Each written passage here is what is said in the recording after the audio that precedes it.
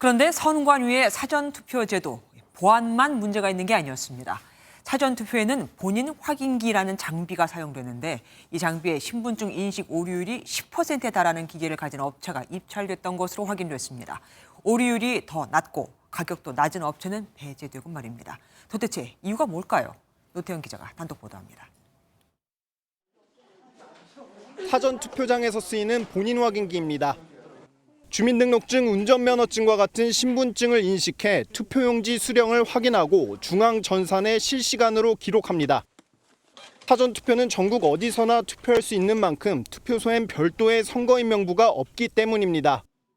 선관위는 지난해 말 내년 총선부터 본격 사용될 본인 확인기 사업자를 선정하는 입찰에 나섰습니다. 대당 110만 원 정도로 17,000대를 공급하는 데 책정된 예산은 190억 원, 추후 발생할 유지 보수까지 고려하면 200억 원대 사업입니다.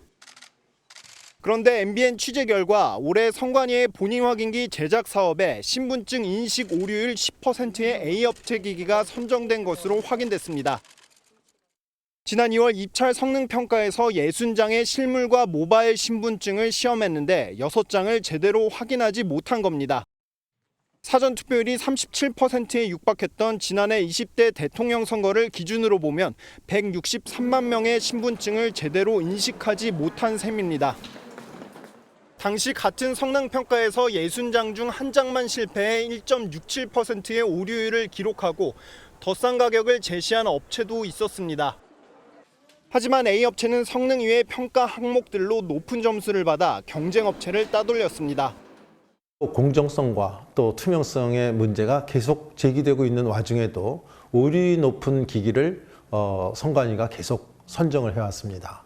기술 평가 과정에서부터 또 입찰 과정에서부터 엄밀하게 심사를 해서 선관위는 인력 지원과 사업 관리 부분 등도 검토해야 했기 때문에 종합 점수 결과가 달라졌다며 절차에 따라 처리했다고 해명했습니다.